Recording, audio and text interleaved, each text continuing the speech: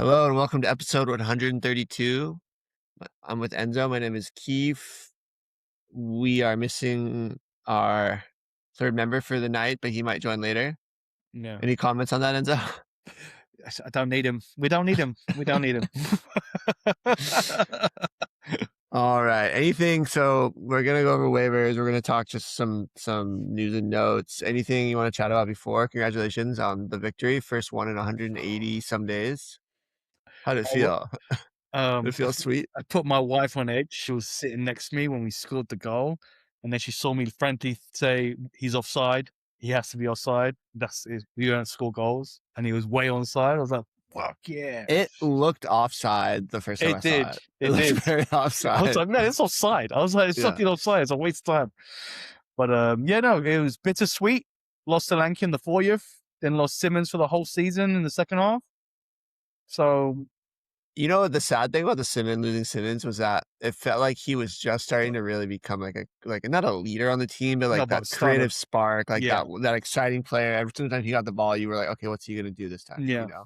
And then for that to happen, it's just like another soul crushing. It is what it is. But the bright side is James Master came on for the last 10 minutes. Did he not? Or did he not? No. Did I hallucinate that? Did you hallucinate that? I didn't see Madison come on. I would have lost my mind. Now I'm going to have to double check. Now I'm double guessing myself. I saw him on the bench for sure. No, he's definitely on the bench, but he still felt pain. So he's literally there as a like moral support, and a leader. And some people are saying that's not going to work. But I said it's better than bringing on a kid we're not going to put on. You know what I mean? You know what? He probably didn't play. I can't imagine he played. I don't think he did either, but I could be wrong. No, he didn't. He didn't play. He stayed on the bench. Okay. Well, I hallucinated that. I'm glad that got cleared up. I think they definitely were cutting to him a lot then. Yeah, they kept cutting to him because he's there for like a motivating leader. Okay. Yeah. Okay. Yeah. Interesting. All right. Should we get into waivers? Let's get into waivers, man. All right. First name on here. So I kind of broke it up. The first section is just normal waivers. We'll do a few names there. First name on there, Igor Jesus, 48% owned. Well, he scored 3 goals in his last 4 games. Forrest kind of cooking right now. I think it's just one of those like ride the lightning plays. Mm-hmm. And I thought the most interesting thing was that him and Wood played together in a very vintage 4-4-2. Very vintage 4-4-2, and it worked. Yeah, it looked good. It was fun. It looked good. Yeah, I mean, when Gibbs White is cooking like that, it's kind of exciting. Did you watch the game? I watched it. Yes. Yeah, I watched the game too. Forrest just looked like they were having fun. To be honest, it felt like there was, they scored, and then there's just like the 3 goals were scored in like 6 minutes or something like that. So it was just it was a little chaotic, right? Yeah, the first goal was a little, advantageous, like little fantrax assist there for Jesus, little deflection off the defender. But then after that, it was just boom, boom, boom, boom, boom. Pressure. So that looks like a team that's fighting for survival. Yeah. You know what I mean? So fully. Yeah, and I think that's a good one. Igor Jesus, it's fun. It's a fun one, especially right now. I mean, it's just like the games you want to watch are the teams at the very top of the league and the teams at the very bottom of the league, and that's one of the better ones at the bottom. Yes, agreed. Jed Spence next, 35% owned, wing back for this new system under Roberto De Zerbi. It seems like both him and Pedro Porro have scored really well. Actually, Pedro Porro's running up as number 3 in the EPL Fantasy Heat Index at www.draftoffsides.com if you want to check it out. Very nice. And yeah, I mean, his last 3 scores are 15.25, 23, and then 14.25. So he's had 3 solid games under RDZ. That's Pedro Porro. Jed Spence, on the other hand, I think he just came in this game because Udogie was injured. Yeah, but I think he had a really good score too. I think it was the same. I think it was 15.25 points. Yeah. So if you have faith in them staying up, and you believe in like the wing back, I mean, the wing backs of old, there was a period of time a few years ago where wing backs felt like a cheat code, and then in the last few years, that's kind of not as much the case because not as many good teams are using them. Yeah, I think Tico said it a couple of weeks ago with De Zerbi. His wing backs did do well. Yeah, and even if they are playing like a 4, whatever, like the right and the left back are just getting really high up the field. So, and I can see Jed Spence doing a lot better. It's all about if Jed Spence can put a cross into the box with his left foot. You know what I mean? That's what's holding him back. Yeah. Oh, that was a good one. Okay, next, Ben Botman, 37% owned. I keep calling this out. I just think that it's crazy, just his drop off of fan ownership, because the fantrax lied to us, and now that he's back and this face didn't actually break, he's doing really well. I mean, he had 14 ghosts against Arsenal this week, and he doesn't really have the hardest schedule. I think it's Brighton, West Ham. but then after that, there's like a few. It's like West Ham, Forest, and then Fulham maybe, or something like that. Like games that are, I guess the only concern would be that West Ham and Forest are fighting for their lives. Yeah, and they honestly, Newcastle hasn't been playing the best, and they've lost Aaron Gordon for the last couple of games. Anthony Gordon, sorry. But but it sounds like he might be back or be game time decision for this week. But we'll see. You never know those things. Yep. Okay, another repeat. Timothy Castagne, 18% owned. Another week, another strong score. Still widely under-owned, so worth putting in here again. I felt like I bet you there's still a lot of leagues where he's not owned. I think a lot of that has to do with the fact that he's not the sexiest name, Yeah.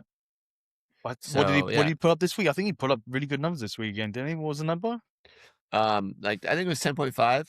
That's really good for what you get from him, what you expect to get from him. Yeah, fully.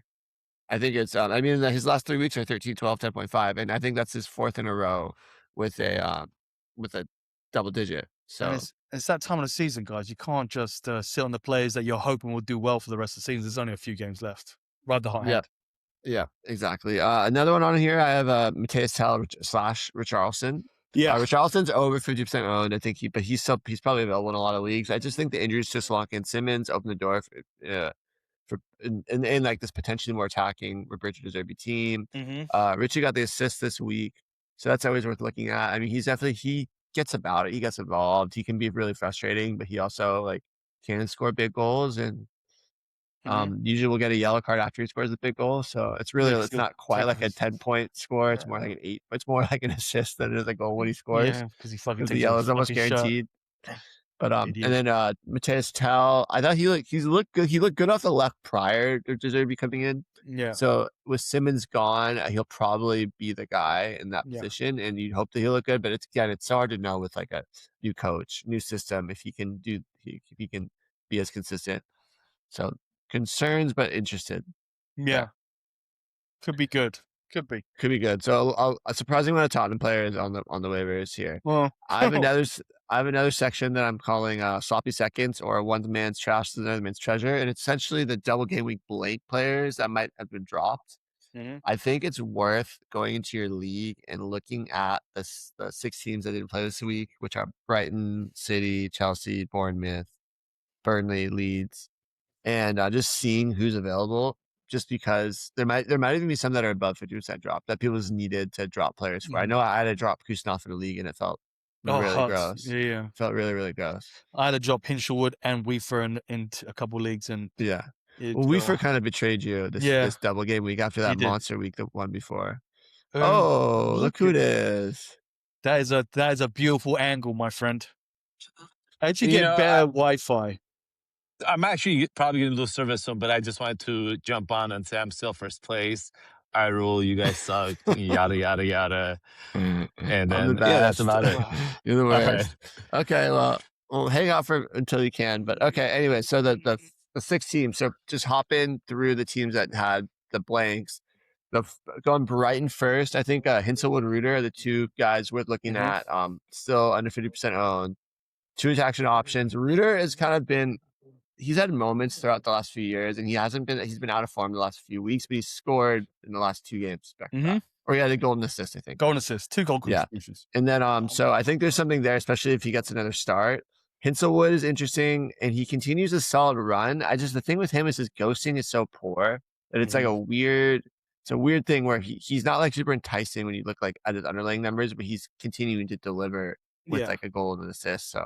But it seems like he's incredibly quiet. Like he'll literally just disappear in games sometimes. So we lost him. That was an interesting experience. Thank God. Okay, but yeah. So Brighton, those are the 2. I think you should look for everything, but those are the 2 that are probably going to be available. Another option would be Buscagli / Dunk. This is interesting. Surprisingly kept his spot, even though Dunk was back off suspension. I think it was just a reward for him playing really well. We'll see if after the double game week, if he still holds his spot. I'd be fairly surprised. He's kind of one of the team leaders. Yep. But either or, I think are worth running. You know, if whichever one of them is playing. So it's one of those things. Maybe you wait and see till matchups. You know, until like morning of. But was looking at. Okay, on the City side, the biggest one is Kusanov. I think he had 2 really, really good games in the double game week. I think he ended up scoring like north of 20 some points between the two with the clean sheet. Yeah, and he's just been kind of electric as a defensive player late in the season when you need that in the run in. And if you think that City, I've said this before, but if you think City's gonna do it, then he's gonna continue to be a good fantasy asset. Yeah, great. What's he like? What is his value right now? Do you think? Would you be trading like? What would you be trading for him? Would you like if someone was like trying to trade you Pedro Neto for Kusanov? Would you take that? No, you keep Kusanov. I could Kusanov. It's so right now. This part of the season is so hard to trade. It's so hard to trade. Like someone you're gonna help. It has to be so. It has to be perfect. There's no there's no ifs, no buts. There's only 4 games left. It has to be a perfectly even, helps out both side trades, which you rarely see, perfectly honest. So, yeah, it's very true. I was just trying to think of like, you know, I think now you're almost looking at, because you're looking at such short windows of time. We're like, for some teams, it's 3 games left, 4 games left. So, like, who would you be comfortable giving up if you need a defender? So, say you had an extra midfielder, would you give up an Anderson from Forest? No, I'm not an Anderson, but like I would say maybe like if you're like Anthony Gordon right now has this injury niggle, I might trade him for Kusanov. But if you're a Kusanov owner, you're gonna take that niggle at the end of the season with 4 games left? No. Yeah, maybe not. Yeah, it's just tough. It's tough. Waiver wire, baby. That's why we got this here. Yeah. So Sid, on the City side, that's really the only one to keep an eye on. Most City players are owned. On the Chelsea side, the next double game week blank team, there's really no one you should be looking at. Like legitimately, that's under. I mean, you still look and see if anyone's dropped, but there's no one that's like under 50% owned that you should. I was gonna say, yeah. Who? I think the only ones I kind of want to shout out is like Robert Sanchez has been playing quite well, and there might be some leagues where he's available just because keepers are weird like that. Yeah, and like sometimes keepers get dropped, and then Trevor Chalobah is back, and he had a pretty long-term injury that they thought was going to be much worse, so there might be a lot of leagues where he was dropped. But they're still over 50% owned, so it's not likely. But I would just maybe those would be the ones that I'd call out as like worth thinking about it, searching, I guess. All right, on the Bournemouth side, Alex Jimenez is the name I have on here. Okay, he's had strong patches throughout the season, and he had an okay double game week, nothing spectacular. But I think the games are Palace, Fulham, Forest left, so I think that's interesting. I wouldn't forget about Petrovic, the goalkeeper. Yeah, if he's available too, I think he's owned over the percentage. Really? Yes, people kept him during the blank, huh? I guess so. Wow. Okay. Yeah, some people just toughed it out. Good for them. Burnley, the name I don't have here, it's a tried and true JWP that kind of play with fire, you get burned. But if you're desperate, there's always a chance he can get something going. Just the amount of set pieces he's on and the way he throws balls into the box with his feet. Yeah. His delivery is so good. So yeah, that's always the one there. Leeds, I really like Ayo Tanaka. I like him a lot too. I really like Ayo Tanaka. He had one good game. He had one kind of mediocre game. He played against Chelsea this week. He's really cool and calm on the ball, and it's pretty enjoyable to watch him. And I could see him doing well. I think the one rub is that Stash came back. And so the concern there would be that are they playing together? Is that Stash's role, and Tanaka's kind of just filling in for it? Yeah, so. I like Tanaka too. He's always looking to put a ball through. That's what gets him his points. Yeah. The other one, I would say just look at all the defenders. There's a bunch, but the defender I like is Jaden Bogle. Just in that 3-5-2 or whatever, however you want to say they play it, he gets pretty high up the field. So I like when there's like we talked about wingbacks earlier, but like the ability for him to just be high up the field and be running at players. I think he's kind of passes the eye test in that way, even on on one of the lower teams, quote unquote. You know. Yeah, only defenders score pretty well. Struck. And Purdue, who's playing in the midfield. So I was gonna go through. I have the heat index updated on the site right now. It's missing Obviously, so we're recording on April 26th, so we're missing the Monday game. So that'll be updated when it comes through. But when it comes through. But yeah, so under the 3 game weeks, like the 3 game week metric, Jared Bowen is now officially the hottest player with a 22, a 7, and a 32. Makes sense. Yeah, he's been tearing it up, man. He's been tearing it up. Morgan Gibbs White next with that 23 this week, 35 last week, then a really bad 2.5 the week before. The third that I mentioned earlier, Pedro Porro, 15.25, 23, 14.25. Pretty interesting scores. I mean, there's none are like crazy. KDH is a really interesting one on here. 14, 13.5, 19.5. He scored a goal this week. You're on the 3 game week, huh? Yeah, I'm on the 3. So yeah. But there's been some interesting players, some interesting shuffles. Pedro Porro jumped up 199 spots to be up here, which is cool. And I'm looking at the 5 game week, and Mavropanos went up 59. He's number 1 in the 5 week. That's crazy. Yeah, I mean, when you look at this, even after a pretty poor game, he had so many strong games. That'll change though, probably with like Bruno playing next, unless Bruno's tomorrow. Yeah. Interesting. Okay, should we go into news and notes? Let's go into news and notes. So I think we talked about at the top of the show, but Tottenham got their first win in 2026. Yep. You mentioned that's the Slocky injury. You mentioned Xavi Simons. Did you know that Xavi Simons knee injury is the 6th knee injury Tottenham's had? I did not know that, but that speaks to me of something that is deeply wrong with how they're training. That's what I'm thinking. That's exactly what I'm thinking. Like I remember Chelsea, maybe last year, maybe it was 2 years ago, I had a similar thing where a lot of players were getting injuries. And they actually, this was like rumored that they tied it down to that they were doing certain exercises to strengthen like some parts of the knee and not others. And not intentionally. They were just like the routine they were doing was like strengthening certain things so that when they burst, it was like it was causing strains. But it seems like the type of thing you could analyze and like fix, Yeah, but like, you should be able to. But it's been happening for Tottenham for like 2 years now. Well, no, 2 years ago was hamstrings. Remember? Oh. Because they were doing the sprints because we were playing that high line, and we figured out that that's what that was. But now it's gone from hamstrings to knees. Eesh. Well, anyway. Eesh. Okay, so rank these 3: Richarlison, Tell, Colomani. Who do you hope to have rest of the season? Richarlison. That's exactly how I ranked them. Richarlison, Tell, Colo. So that's your. I would probably go Tell, Richarlison, Colo personally. But yeah, the only reason why I do that is because Richarlison's been in this position before, and he's gonna fight. Tell's not had that good of a run in with De Zerbi, and Colo's been in the freaking team and has done nothing. Yeah, I think the Richarlison thing too is he's fairly guaranteed. Like now with Slonky out, he's pretty much guaranteed to start. Oh yeah, he's guaranteed. And Tell is probably not as locked in, but the reason that I do rank Tell higher, I think his ghosts are just better personally. That's my logic, but I think both make sense. Anyone else talk about there? We talked about the wing backs. How did the center backs play for them? Danso didn't make a mistake this game, so fine. VDV was good, but I think it was the fact that we had Basuma sitting right in front, and then we had Paulinho sit right in front. So it reinforced the back two. So it looked like Danzo actually scored. He scored double digits for the first time in a while. Yeah, clean sheet stuff.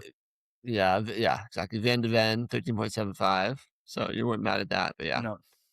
All right, next one. Hammers got the extra time winner. That was speaking of these games are obviously so linked right now. Like you can't really speak about one without speaking about the other. But there was about a 4-minute period where you guys were winning and out of relegation. But then that went away pretty quickly. That went away pretty quickly. But, you can see it in the fans. It was horrible. Still a huge win though. Oh yeah, we need it because if we didn't win, we definitely that's it. I think we would have been done mentally.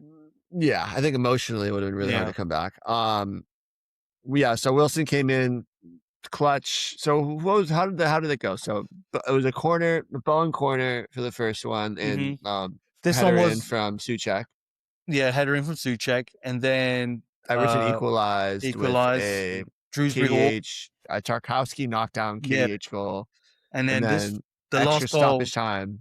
It was a cross from the left-hand side. Bowen headers it back across. I thought that was the play. I thought Yeah. the Bowen header to me was almost more impressive than the Wilson finish, which was a great finish. It was a great finish. There's still a lot of goal from the aim at, but he still had 3 people in front of him, so he still had to finish it. So I just think like that Bowen play. I don't know. When I look at that team, it's like, to me, it's like Bowen single-handedly kind of keeping them up in a lot of ways. Bowen was my first-round pick in the main league, and he was absolutely terrible. He was pretty bad at the first third of the season, and he was like, and this back end of the season, he's back in the top 10, the top scorers. Yeah, I just said he's the number 1 in the Heat ranking right now amongst 3 game week metrics, and so he's been cooking. Thank you, Bowen.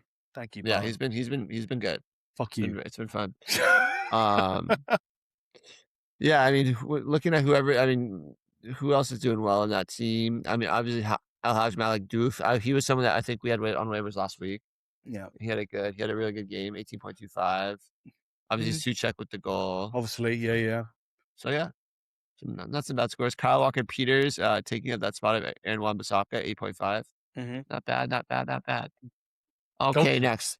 Forest. This was the Friday game. Forest ruined Sunderland 5-0. We talked about that. I mean, if you just pretty much every Forest player scored well. Was there anyone that didn't really score well? I don't think so. Well, I had 5 of them. Or 6 of them. I had 5 or 6 of them, and they all freaking scored more in the teens. Yeah, you got pretty lucky there. I had Ola Aina in the league. I was really happy about. We always talked about. I mean, Morgan Gibbs White. He followed up that monster hat trick game with another what goal and an assist in this one. 22 points. It's really crazy because you look at all the players that Tottenham were linked with, and they've been lighting it up at the end of the season. Eze too. Yeah. So a tough run of games for Forest to end the season. Yeah. It's Villa. Obviously, they're playing Villa in 2 European legs in the semi of was it Europa League, right? Europa League. And then they play Chelsea, who looked quite a bit better without Rossoneri there with the interim manager. Yeah. They play Newcastle, who I thought actually looked pretty good against Arsenal, even though they didn't get a goal. Yeah. Or a win. They play United, who has been strong, and then they play Bournemouth, who's been one of the most informed teams in the league. Yep. So here's my question. If Forest don't win any more games all season, are they still staying up? No. Do they need to win at least one of these games? They need to win at least one of those games. A win and a draw, and I think they're safe. A win and a draw, and they're safe? Yeah. I don't think that's guaranteed, though. I don't think it's guaranteed either, but again, we're saying this is tough opposition, and yes, it is. But Forest also have been playing excellent last 3 games. So they're undefeated. They're undefeated in their last 5. I think maybe even in their last 6. They play Chelsea next.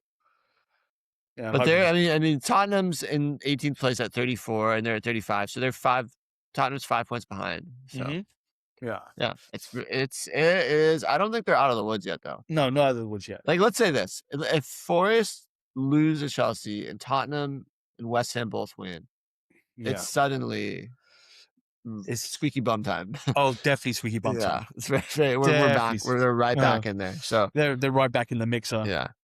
It's pretty amazing that all bottom 3 teams are win. Roy Keane said Tottenham's going to stay up. I did see that. That's crazy. When he said that, he said it with such distinction. He bet his whole salary, and I was like, "You're right. You're pretty bold, man. Pretty bold." Yeah, pretty interesting. I hope he's right.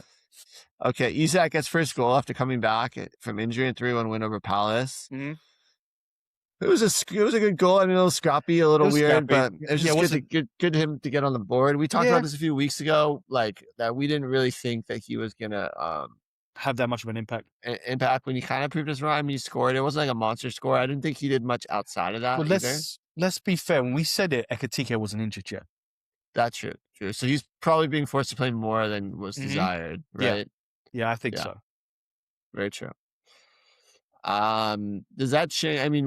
With him there, Rio Ngamoa is still interesting to me. I know he didn't get the start this week, but I still think that there's potential there. It all depends on his fitness. If Isak if he's training well, I can see slots keeping him, especially with Noel Ekitike. And then with this Salah issue too, it might have to be because if Salah is injured, he has to sit out a couple games. It's Frimpong or Chiesa, and it's probably going to be Frimpong. I would think so. The other option is just some weird combination of like Slobosly playing out wide or something like that. Yeah. Oh, yeah, they could do that. You're right. But yeah, I think it's interesting. Frimpong is, talk about a disappointment fantasy wise, just overall. He just hasn't really been able to hold on to what he was, and he wasn't Trent. You know what I mean? But he was being drafted like he was like going to be Trent Light, and he wasn't even Trent Light. Yeah. So, oh, hi Tico, popping in, cool jersey. That's actually a cool jersey. That's actually a very cool jersey. Well, you really are getting invested, huh? Well, this is should we talk about this, or I'm assuming you guys were talking about Frimpong?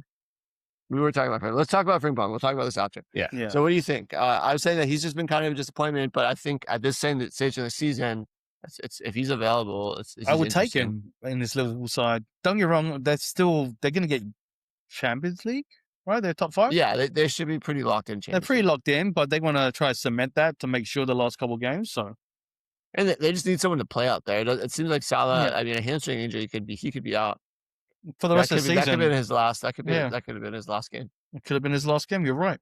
And I think Liverpool's last couple games are, well, they got, let me see here. They got Man United, big game, Chelsea, Villa, and Brentford. They're not easy games. Schedule. Yeah, those are what, top 3 game. Mm-hmm. Like the Chelsea's, Chelsea, and then Villa's top 3, and then Brentford's like vying for top 7. So they're all teams in the top half of the table. Yep. Are we for sure Salah's going to miss the game versus United? The fact that he came off with a hamstring injury makes me think that's the case. I don't know if I've heard anything additional. It would kind of suck because the game is at Old Trafford, and I think there was a statistic going around, right, that since the last 8 years or whatever, he's the leading goal scorer. Leading goal scorer, more than any United players. I think the fans would have probably given him some kind of honored him in some way. They'll get some analyst spray on his hamstring. He should be all right. I don't know if Salah would want to do that. I don't know if they'd want to do that, because at the end of the day, they're still going to try and sell him for some money. It's not like his career's over and they're like, fuck it. It's also going to be interesting. I saw a report where it says Saudi teams are changing their strategy of just throwing all the money at players, which is also going to impact the Vinicius transfer if he went there from Real Madrid. So they're not going to use hey, here's a good $1 billion, come play for us, Ivan Toney. So I get that, but I also think the chance for one of the Saudi teams to sign the most prominent Muslim player is different. It's a different calculation than let's throw a bunch of money at Vinny Jr. Yeah, it's a little different. It's a little different. So I think in that sense, yeah. But I have been seeing that. I've been seeing that the Saudi team, it's pretty much it's going the way of China. Are you feeling that way too? Yeah, it's starting to disappear. Starting to disappear. We all knew this was going to happen. Yeah. What's his name? Who won they just won the cup? It's the used to play for Man City, used to know his name, played on the right, Mahrez. They just won the cup, didn't they? Used to know his name. I couldn't tell you. I don't pay attention to the Saudi league. I know Tico tunes in. It's just Fabrizio, man. It's like what Tico said. Fabrizio, he keeps you up to date. He's getting paid to keep you up to date. Yeah, Messi, Ronaldo, and the Saudi league, and then whatever else is going on in Europe. Yamal. Yeah, Yamal. Always. Hardly anything on Elise, who's top 3 Ballon d'Or. Oh my god! I think if I had to pick right now between Yamal and Elise, if for this year, I'd pick Elise. Oh, Elise. I'd pick Elise. Easy. Yeah. I mean, if you were, I can see the argument if you're trying to build for the future, maybe Yamal because he's younger. Elise's still young. He's what? I think he's 26. Yeah, he's in his prime. Yeah, he's in his prime. Yeah. Tico, you looking? Yeah, I am pulling it up right now. He is 24. God, he's even younger. Oh, okay. Yeah. I might just go with Elise then. I got Elise all day. All right, next one. Arsenal win 1-0 with a nice finish from Eze. Yep. I thought the most interesting thing about that, this has been talked about a little bit, is that they had 3 corners. They tried to do the same thing every single time. Eze was open at the top of the box for all 3 corners. Yep. And the first one, they didn't get him the ball. The second one, they got him the ball and he missed. And the third one, they get him the ball and he scored. It's what is Newcastle doing? How do you not...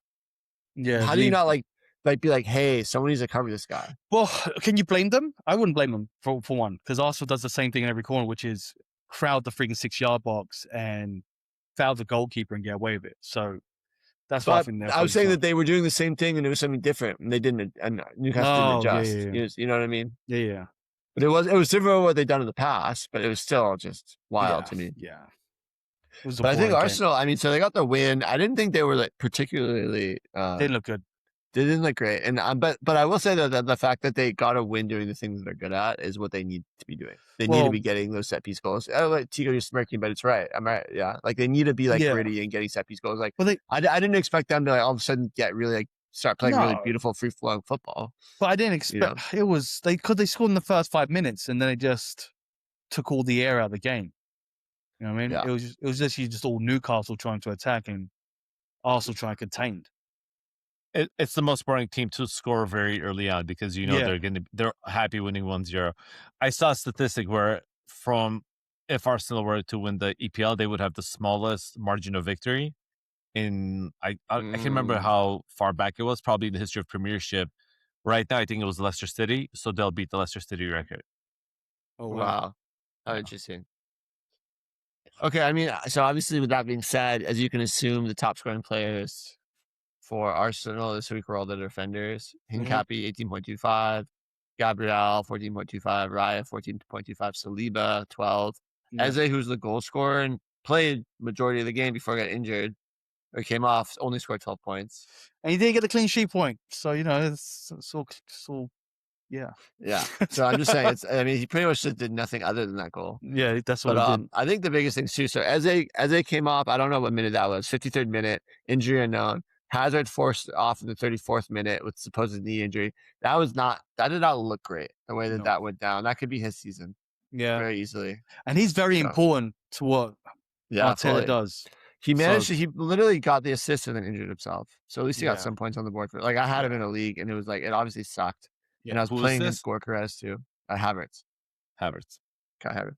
But he got the assist at least. Yeah. But Gorkarez came off the bench and just did very little on the field, huh? Dude, he had that when they had the breakaway and all he had to do was hit it anywhere across to the right hand side to get it to, I think it was Martinelli or Trossard or whoever it was on that right, and he just hits it straight to a defender.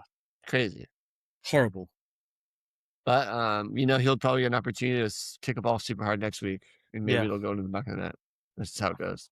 We'll see.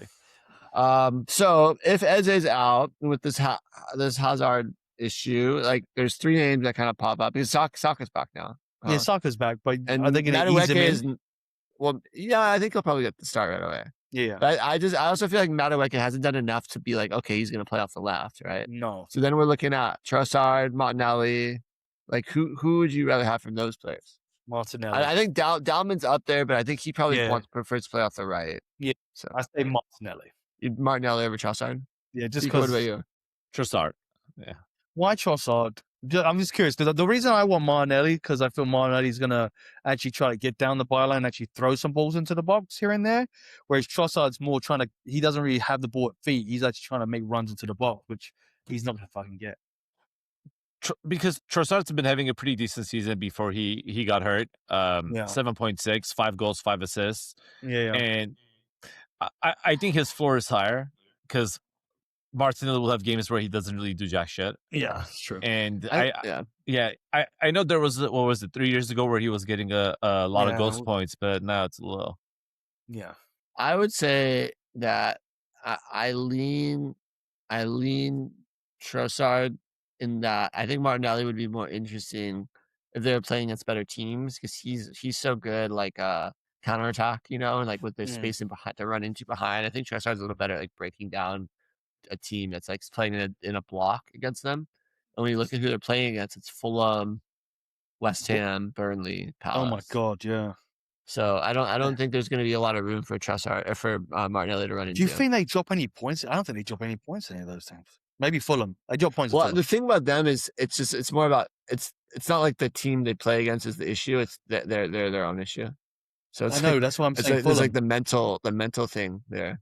But I agree with you that like from a schedule perspective, City's run is way harder. Everton away, Bournemouth away, like way harder games for City. Yeah. But the Bournemouth game was postponed, so that's actually going to fucking help them. How? Because that pushes that game later on, and they get the easier games in Brentford and then Palace. I think it's easier than Bournemouth. Yeah, I would not consider Brentford an easy game right now either. I mean, where Brentford in the table right now, and like I consider them an easy game. They're ninth. Although Brentford, I just clocked this. Brentford's drawn 1, 2, 3. Brentford's drawn 5 games in a row. Yeah, it's kind of wild. But a draw against a City would be a disaster. The draw against City would be a disaster. You're right. But Arsenal also has Champions League this week, so in 7 days they have 3 games, and those games against Atletico are not going to be easy games. Not going to be easy games. It's going to be the most boring Champions League games I've ever seen. And you look at Fulham. I mean, Fulham beat Villa this week too.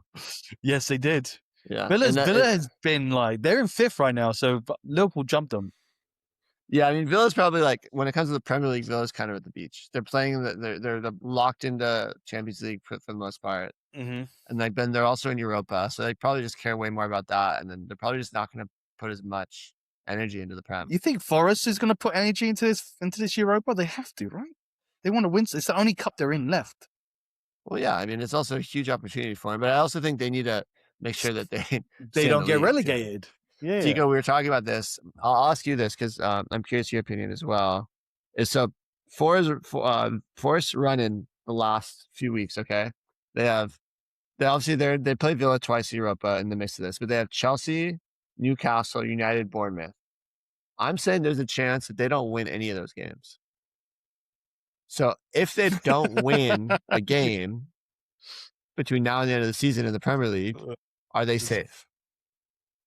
Do they stay up? So in this hypothetical, they're not going to win a game regardless. Yeah. That's the hypothetical is they don't win a game. Are they safe?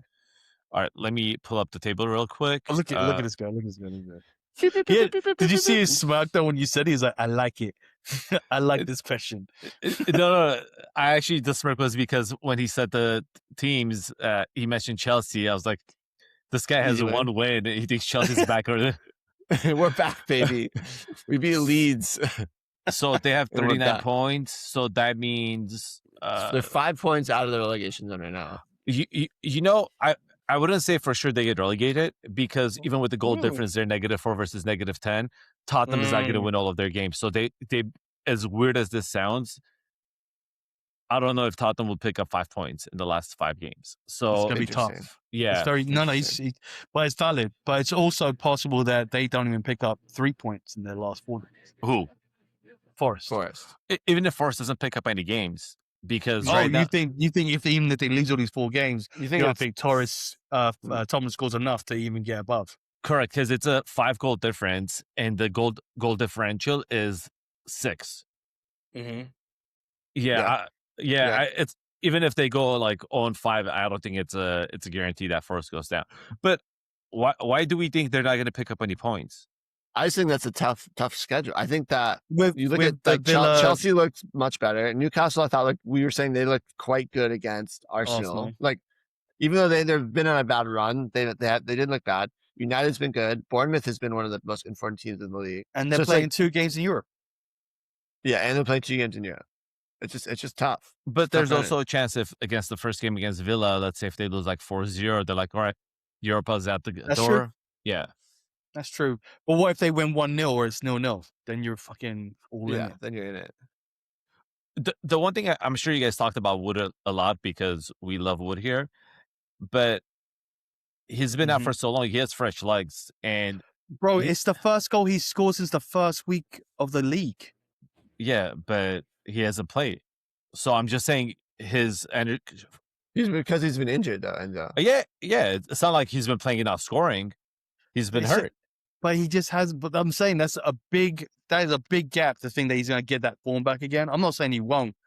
I think that goal he scored, he took it very well. But again, besides that goal, I don't think he did much in that game. It was mostly. But he doesn't need to. I mean, he's not like someone who does a lot of running. You know what you get with Wood. I'm not saying he has to do a lot of running, but all the balls that went into him, he didn't have to do much. Remember, it was Jesus who headed that ball back twice. It was Anderson. It was who's the guy on the right? He used to play for Chelsea. Elliot Anderson? No, Hutchison. Hutchinson. It was Hutchison. Wood didn't really do much besides the goal. If we think about Wood historically, even last year when he kind of had this amazing year, his goals, that's what it was. You just put it in the box and then he finds it. So it was Wood last year. and then he was off the bench the season before that. But before that, it was pretty stagnant. Yeah. And this injury obviously derailed it. We'll see what happens there. I mean, I'm just biased. I'm just being honest. I'm being biased here because I'll be curious to see. Let's say if Wood stays at Forest next year and Forest stays up, it'd be interesting to see where he's going in drafts because he was obviously scored so good 2 years ago. Was injured almost the entirety of this year. Mm-hmm. So that to me leaves him as like a pretty good value, like late rounds. Just to be like, even if he scores a few goals, it could be interesting. Could be interesting. He'd be an interesting player to think about. Okay, let's talk Newcastle super quickly. Gordon missed the second game in a row for them. I just got a notification like earlier today saying that he's now game time decision though. Yeah, so it'll be interesting to see, but it's tough. Yeah. And we were talking about like just the where we are in the season. It's really hard to like be waiting around for him to get healthy. There's also rumors that I've read the Bayern director talking about Gordon transfer to the Bundesliga. They didn't comment on it, but it seems like he has one foot out the door, and he is not. He gets injured often, so he might be like someone they shut down not to damage their asset. Yeah, and I also think there was some really interesting cryptic comments from Eddie Howe saying like essentially like we're not going to play players who don't want to be here. Type of line. This was like 2 weeks ago, and then all of a sudden Gordon has an injury. So that to me tells me that there's also a chance that it's like maybe he does have an injury, but maybe it's also like they're like, yeah, we don't really want you to be playing. But that'll be interesting. I'm not sure. That's me speculating crazy. I mean, that's me spreading rumors essentially. Yeah. Bruno G back. Not the game you were hoping for as far as points. I think he scored like 5.25, but still good to see him back. I think he still has some some to contribute for the rest of the season. Do you hear the rumor about him, where he might go? No, do tell him. Man United. Interesting. Cheaper than Elliot. Elliot Anderson's probably too expensive now, huh? All the talk of the town. That was it for town, but now I think Elliot Anderson's going to City. I also heard that I think that Newcastle needs to sell a few players too, so that would make sense. That would be one that they could probably sell. Baltimore's definitely out the fucking door, isn't he? I thought he delivered a ball that was phenomenal. Dude, he looks good. And that probably should have been a goal that Wista should have scored. Mm-hmm. All he had to do was redirect that ball on the goal, and Is he on his way out? There's talks about that? He said he wants to go back to Germany. He said that. We'll see. Yeah, he said that. No, he said that. Did he say that? Yeah, go to look it up. Say that? Yeah, he said he wants to go back to Germany. I don't believe that he said that. Said that a few months ago. Said that in January. Woltemad quote return to Germany. Let's see if there's anything Make here. this a short, Sergey. I'm really excited to come back to Germany. To come home to the country is really good. I think he's talking about being international, the international team. Yeah, for the international. No. Headline back in February. Nick Woltemad not considering return to Germany from Newcastle, says athletic expert Seb Stafford Blur. Yeah, I think Enzo read a headline on Instagram and then just assumed that that's let me just find. Look, I can read things off the internet too. We don't need to. We're done. We moved on. You are a piece of shit. Nick Woltemad loves Newcastle United fans. Nick Woltemad can't stand fish and chips and the Geordie accent and wants to go back to Bayern. I think it's more likely that Eddie Howe leaves than Nick Woltemad leaves. Well, I think he's done enough, isn't he, Eddie Howe? He's done good. I think he did good. He's done great, but I just think that they're just, if they're gonna get rid of him, now's the time. Yeah. To do it. Yeah. And from a coach standpoint, I feel like there's a lot of coaches that are going to be on the market, and it's a team in transition. But I'm not saying they should, but I'm just saying I wouldn't be shocked if this is when they just had part ways with him. Did you hear that? Did you hear this rumor? I got another one. Okay. If Pep Guardiola leaves Man City, we obviously know that Eric Maresca's the next one. Enzo Maresca's the next one. But they say Pep's going to go to the Italian team. Just so he can win everywhere? The international team. And bring them back to glory. That's not a rumor, man. That's that's one of the former Italian players said, hey, they should go after Pep. That's not a rumor. Who said that? I don't know who said it, but how's that relevant? It makes sense to me. I'd love him to be at Italy. How does it make sense? I would love him to be at Italy. Pep said if he were to coach an international team, it would be Brazil. And then I said, did he say that? Yeah, he did. And then you said no, and then they said, "Oh, Tico said no." They went to Don Carlo. they said Tico from Dropped Offsides said no, so we won't do it. You see that stash? That stash don't lie. I mean, for the drama, I would be more interested if he went and coached an Italian team. I'd be interested because he's won the league. He's won a league in Spain. He's won the league in Germany. He's won the league in England. But to win the league in Italy would be pretty cool. Has any coach won the league in 4 of the top 5 leagues? Jose Mourinho. I was gonna say Jose Mourinho has to have been. He's won in, or he's won a major trophy. He won. He's never played in Germany. Oh, but Portugal. Yeah, barely counts. It's the top 5 league though. Barely counts. All right, Carlo Ancelotti. Okay. Which leagues? Chelsea, England, Spain, Italy. He didn't win France. anything with England. With Chelsea, he never finished first. I'm pretty sure he finished first with Chelsea. They won the double. I know that for sure. I'll pull that up right Carlo Ancelotti. But it might have been the FA Cup and they won the Premier League. Yeah, they did. Won the double. Yeah. No, because Chelsea had so many bloody managers, I can't fucking keep up. He's also won it at Bayern Munich. Yep. So 5 leagues. Oh, so he's not catching. Pep's not catching. Okay. He'll also win the World Cup soon. Well, okay. Last thing we want to talk about. Okay, go on. Last thing we want to talk about. City beat Leeds. No, City beat Saints. I'm sorry, City beat Saints. Chelsea beat Leeds. That's the FA Cup final. It's literally the finals on the day of a wedding I'm going to be at in Spain, which is unfortunate. Oh, no. It's going to literally, the ceremony's been going on, and I'm probably going to have one of my best friends, and I'm going to have like my phone out. Like, wait, when are you going to Spain? May 13th to the 21st. Oh shit! I might be leaving on the 20th. Yeah. So the only weekend that we could hang out for the last time is the weekend of the 15th. Or the 8th. The 15th. Yeah, it's gonna be before that. Remember, that's Mother's Day weekend, and the week after that is I'll be a little bit busy. It might be maybe the Sunday. Maybe. Okay, hold on. Let's end the episode, guys. Yeah. This has been episode 132 of Draft Offsides. I'm with Tico and Enzo. My name is Keith. Follow us at Draft Offsides. Go to www.draftoffsides.com to check out our cool heat tracking app. I don't know. We should need to get a better name for this thing. I told you. What is it? Call it the Dempsey Index. Dempsey Index. I don't think that has a good ring to it either. But okay, either way. Yeah, follow us. Draft Offsides. The Tico tracker. I hate that actually does. It sounds like something where we're checking like. It sounds like Star Wars. No. All right. Bye, guys. All right. Okay. Cool. So the 8th.